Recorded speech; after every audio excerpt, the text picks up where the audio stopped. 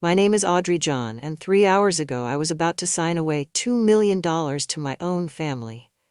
I was sitting outside Patterson and Associates, staring at trust documents that would give me $40,000 a year, while my son George and his wife Diana managed the remaining $1.96 million for my protection. Everyone said I was too old, too emotional to handle that kind of money. I believed them. Then a homeless man grabbed my arm and whispered, "Mrs. John, they're stealing everything from you. Your medical records are fake." His name was Edward. He looked like he hadn't bathed in weeks, pushing a rusty shopping cart. Most people would have walked away. But Edward had a folder of documents I'd never seen. Medical reports claiming I had severe dementia. Psychiatric evaluations declaring me incompetent. Test results showing I couldn't remember my own address. All bearing my signature. All fabricated. "Your daughter-in-law, Diana, has been planning this for months," Edward said. "She's been paying doctors to falsify your records. If you sign those papers today, you'll never see another penny." Suddenly, everything made sense. The doctor appointments Diana drove me to. The memory tests I'd supposedly failed. The way George looked at me lately, like I was already gone. They'd been building a case against my sanity, and I'd been too grateful for their help to see it. My hand stopped shaking. My mind felt clearer than it had in months. I walked into that law office carrying Edward's evidence. When Diana saw that folder, the sound she made before collapsing wasn't dignified. But to understand how a grieving widow almost lost everything to the people she trusted most, you need to know how this nightmare began. If you think family loyalty means something when serious money is involved, subscribe because this story will prove you wrong. Have you ever had someone you love make you question your own sanity? Because that's exactly what they did to me. Harold and I had 42 years together. 42 years of quiet Sunday mornings, shared coffee, and dreams we built one careful step at a time. He was a quiet man, my Harold. An accountant by trade, but a magician with numbers when it came to our future. While other couples our age were struggling with retirement, Harold had been building our wealth slowly and carefully, through real estate investments and stock portfolios that he managed with the precision of a Swiss watchmaker. We lived modestly in our 2-bedroom house on Maple Street. Harold always said flashy wealth made you a target, and he was right. Nobody knew we were sitting on over $2 million. Our neighbors saw an accountant and his secretary wife who drove an old Honda and clipped coupons. They had no idea Harold owned rental properties in 3 states and had a stock portfolio that had been growing steadily for decades. Then came the diagnosis that changed everything. Alzheimer's. The doctor said it so casually, like he was telling us Harold had high blood pressure or needed glasses. But I watched my brilliant husband's face crumble as he processed what that word meant for our future. 5 years. That's how long I became his full-time caregiver. 5 years of watching the man I married slowly disappear. One memory at a time. I fed him when he forgot how to use a fork. I bathed him when he couldn't remember why he needed to be clean. I held his hand through the confusion and fear that became his daily reality, telling him over and over that he was safe. That I loved him. That everything would be okay. Some nights he didn't recognize me. Some mornings he woke up terrified, asking where his mother was, forgetting she'd been dead for 30 years. But there were still moments when my Harold would shine through the fog, when he'd look at me with those clear blue eyes and say, "Thank you for not giving up on me, Audrey." George was wonderful during those years. My son would visit twice a week, helping me navigate the maze of Medicare and insurance claims. He'd sit with his father for hours, talking about baseball or the old days, giving me precious time to shower or grocery shop or just breathe. When Harold could no longer remember his own name, George handled all the paperwork with patience and love.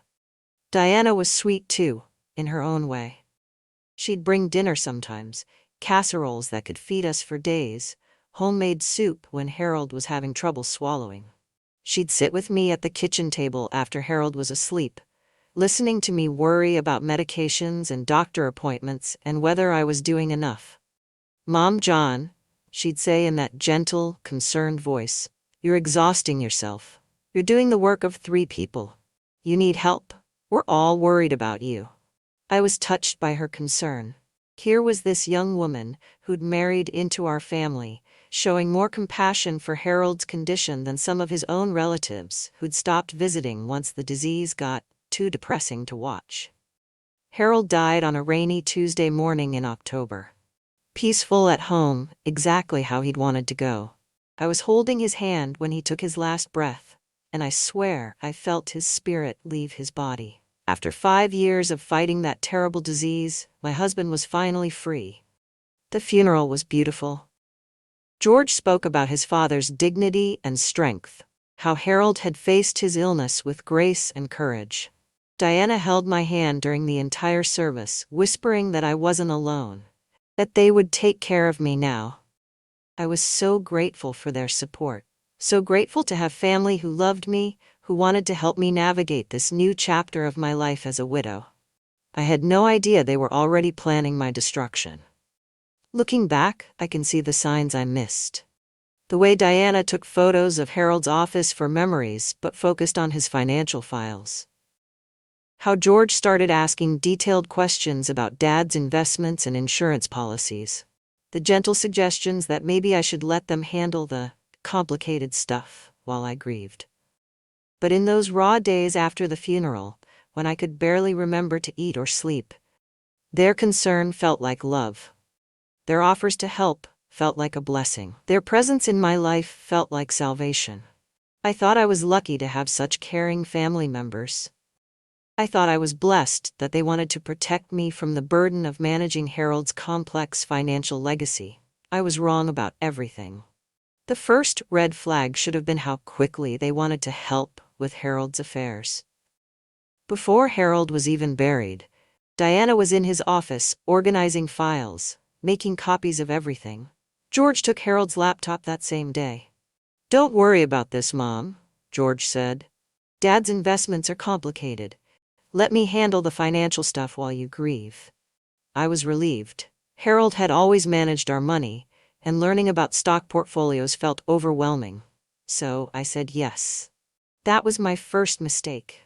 2 weeks later, Diana scheduled me with Dr. Reynolds for wellness checks. She drove me there, sat in the waiting room, even came into the exam room with me. "She's been so forgetful," Diana told Dr. Reynolds while I sat right there. "Yesterday she put milk in the pantry and cereal in the refrigerator. She's been having confusion, anger outbursts."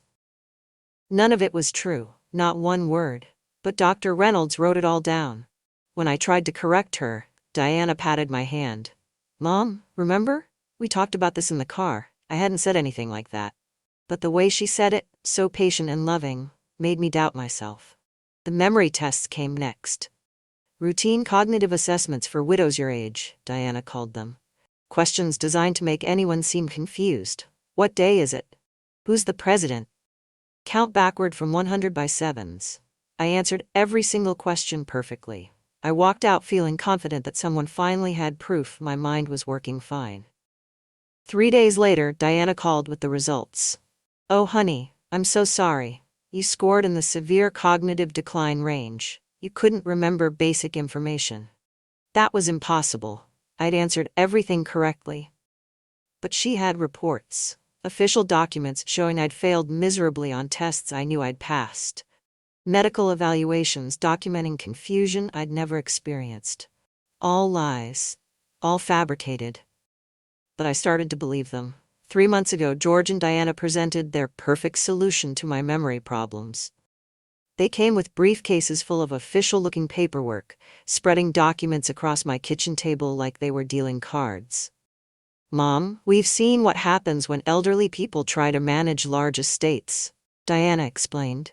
"Scammers target them, families fight over money, people make emotional decisions they regret.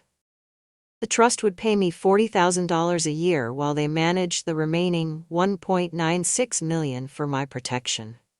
George walked me through each page, explaining how it would guarantee my security. $40,000 from $2 million. I should have done the math. This way, if something happens to you mentally, the money stays safe, Diana said. We just need your signature here. What I didn't know was that Diana had a gambling addiction.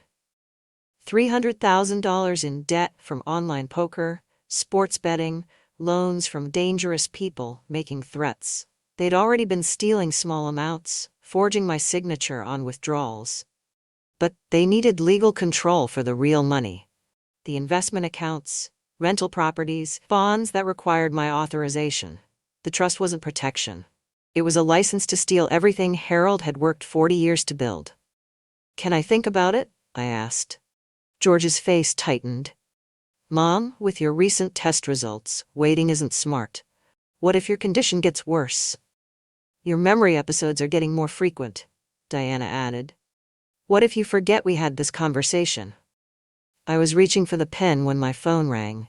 A wrong number that saved my life, giving me just enough time to hesitate. Let me sleep on it, I said. The look between George and Diana lasted half a second, but I caught it. Frustration, anger, fear. They didn't want me to think. They wanted me to sign and hand over my life. If you've ever felt pressured by family to make financial decisions, subscribe because you need to hear what happened next. That morning outside the coffee shop, Edward revealed the truth that shattered everything. Edward Gregory wasn't homeless. He was Agent Edward Gregory, working undercover for the state attorney general's office. For 6 months, he'd been investigating Patterson and Associates and their pattern of defrauding elderly clients. Mrs. John, you're about to sign papers that will make you legally incompetent to manage your own money. Once you do that, there's no going back.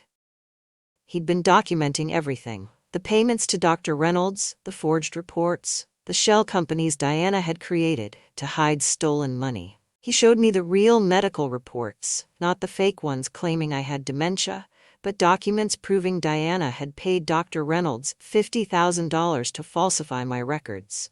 Then came the recordings. Phone conversations between Diana and the lawyers discussing how to handle the old lady and make sure I signed without reading carefully. I heard Diana's voice laughing about how easy I was to manipulate. The old bat actually thanked me for driving her to those fake doctor appointments. She has no idea what's coming. The bank records were worse. Diana's $300,000 in debt wasn't from business problems. It was online gambling, sports betting, loans from dangerous bookmakers who charged 30% interest monthly.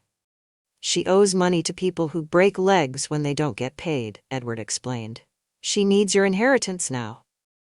That's when he told me about the brake lines. Edward had been watching my house. 3 nights ago, he'd seen Diana under my car at 5 a.m. with tools she shouldn't have known how to use.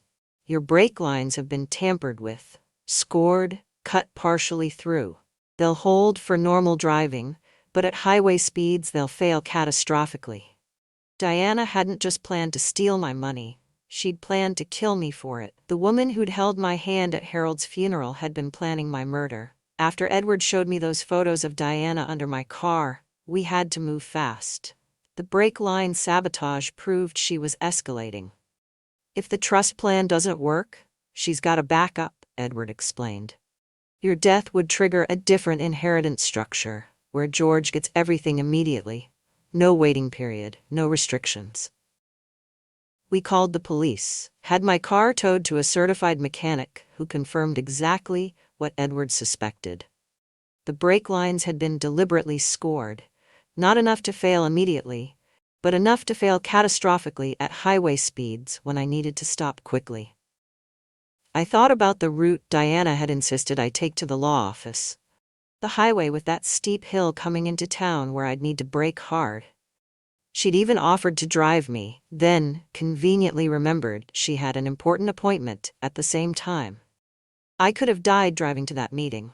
In fact, I was supposed to die driving to that meeting.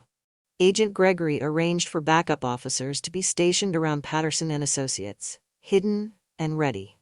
I agreed to wear a wire to record everything that happened in that conference room. We needed Diana's confession on tape. But first, we had to build an airtight case. Edward contacted Harold's original attorney, The one George claimed had retired after Dad died.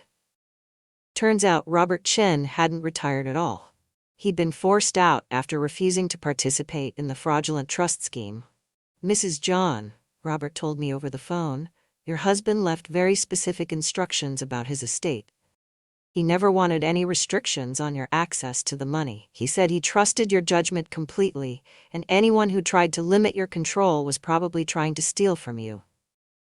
Harold had known. Somehow, even with Alzheimer's, he'd seen this coming. Most importantly, I called my sister Patricia in Arizona and Harold's brother Frank in Denver. They both dropped everything and flew in to be witnesses, people who'd known me for decades and could testify to my mental competence. "Audrey," Patricia said when she arrived, "you sound sharper than you have in months. What the hell have those people been doing to you?" Frank was angrier. "Harold would roll over in his grave if he knew they were trying this. You're the smartest woman I know, always have been." Having them there mattered more than I expected. For months, I'd been surrounded by people telling me I was confused, forgetful, incompetent. Patricia and Frank reminded me who I really was. The night before the meeting, Edward went over the plan one final time. "Walk in like you're going to sign the papers," he said. "Let them get comfortable. Let Diana think she's won. The wire will record everything. When she starts talking about the money, about your supposed incompetence, about how this is all for your own good, that's when we spring the trap." I was terrified. This was my family we were talking about. My son, who I'd raised and loved and sacrificed for. His wife, who I'd welcomed into our home and treated like my own daughter. But Harold's voice kept echoing in my head from one of his last lucid moments. "Audrey, promise me you won't let anyone convince you you're not capable of taking care of yourself. You're the strongest person I know." The stage was set for the performance of Diana's life and the end of her freedom. I just hoped I was strong enough to see it through. When I walked into that conference room with Edward, Patricia, Frank, and the state investigators, Diana's face went through every color of the rainbow before she collapsed into her chair. George looked confused. "Mom, who are all these people? Why does Edward look different?" Because Edward wasn't homeless anymore. He was wearing a suit, carrying a badge, and recording every word. "George," I said gently, "the woman you married has been stealing from us. The medical reports saying I'm incompetent are fake. The trust actually gives her control of everything your father left us." I placed the evidence folder on the table. Bank statements showing $50,000 paid to Dr. Reynolds for falsified reports. Email chains between Diana and the lawyers. Recordings where she laughed about manipulating us both. Diana's recorded voice filled the room. "The old bat actually thanked me for those doctor visits. She has no idea what's coming." George's face transformed as he read through the gambling debts, forged signatures, evidence of brake line tampering. Confusion turned to disbelief. Disbelief to horror. Horror to rage. "Diana," he said quietly, "tell me this isn't true." She couldn't speak. Then she bolted. Diana ran for the door like her life depended on it. Agent Gregory caught her at the elevator. "Diana Coleman, you're under arrest for elder fraud, forgery, conspiracy to commit theft, and attempted murder." The handcuffs clicked shut on her carefully constructed lie. George sat there repeating, "I helped her. Oh God, Mom, I helped her steal from you." If you think you know how far people will go for money, subscribe, because this story isn't over yet. Have you ever discovered that someone you trusted completely was living a double life? Because that's exactly what happened to my family. As they handcuffed Diana in the law office lobby, she lost control and started screaming confessions that revealed the full scope of her crimes. This wasn't just about my money. Diana had been running this scam on elderly clients for over 2 years. "You don't understand," she shrieked. "I made this firm millions. Mrs. Chen, Mr. Williams, the Hendersons. I found them all. Mrs. Chen down the street, who'd been put in a nursing home after being declared incompetent. Diana had been the concerned neighbor who suggested Patterson and Associates for her estate planning. Mr. Williams from church, complaining about his reduced trust allowance. Same scheme, same lawyers, same fake medical reports. I found 12 victims, Agent Gregory told me later. Your case was the biggest payday. 2 million would have solved all her problems. 12 families destroyed. 12 elderly people stripped of their dignity. All for Diana's gambling addiction. George filed for divorce that afternoon. The shame of being manipulated into participating in his mother's financial abuse broke something in him. I helped her steal from you, he kept repeating. I believed her lies about you being sick. Patterson got 10 years. Williams got 10 years. Dr. Reynolds lost his license permanently and paid massive fines. Diana plea bargained down to 5 years in exchange for testimony and full restitution to all victims. The $300,000 in gambling debt? The bookmakers lost every penny when Diana got arrested. Even loan sharks have standards about collecting from federal prisoners. Justice felt good. But healing my relationship with George was going to take much longer. 6 months later, I'm sitting on my new balcony in San Diego, 5 minutes from Patricia's house, watching ships come into the harbor. Harold's money bought me this peace, this view, this life where nobody questions my right to exist comfortably. George visits every few weeks. We're rebuilding slowly, but it's different now. He understands that his wife nearly destroyed both of us, that his blind trust in her almost cost me everything Harold worked for. How do I make this up to you? He asked during his last visit, his voice still heavy with guilt. You don't, I told him. You just never let anyone convince you that loving someone means stealing their dignity. Edward, Agent Gregory, became a genuine friend. His undercover work exposed a network of corrupt lawyers and doctors who'd been systematically defrauding elderly clients across 3 states. The task force recovered over $8 million for victims who thought they'd lost everything. I asked him why he'd chosen such a difficult assignment, living on the streets for months to expose these criminals. Because my grandmother died broke and alone, he said quietly. Family members convinced her she was too old to manage her money, then stole everything she had. I couldn't save her, but I could make sure it never happened to anyone else. I donated $100,000 to the Attorney General's Elder Fraud Task Force in Harold's name. It's now called the Harold John Elder Protection Initiative, helping other families avoid what we went through. The hardest lesson I learned wasn't about money or family or trust. It was about myself. For months I'd started believing what they told me, that I was too old, too emotional, too scattered to handle my own affairs. I almost signed away my independence because people I loved convinced me I wasn't capable of protecting myself. Harold didn't leave me that money to make me comfortable. He left it to make me free. Free to choose my own life, my own home, my own future. Free from people who think age makes you disposable and grief makes you stupid. I'm not the same woman who used to apologize for taking up space at family dinners. I'm the woman who survived, who fought back, who learned that sometimes the most loving thing you can do is refuse to be anyone's convenient victim. Diana's in prison now, serving her 5 years, and probably regretting every gambling bet that led her down this path. The other victims are getting their money back. George is in therapy, learning to trust his own judgment again. And me? I'm learning to trust mine. If you're listening to this thinking about your own Diana, your own family members who see your vulnerability as their opportunity, trust your instincts. You're not too old to protect yourself. You're not too emotional to see clearly, and you're definitely not too grateful to demand the respect you've earned. If this story opened your eyes about elder financial abuse, subscribe and share with others, because there are more families out there who need to hear these warnings.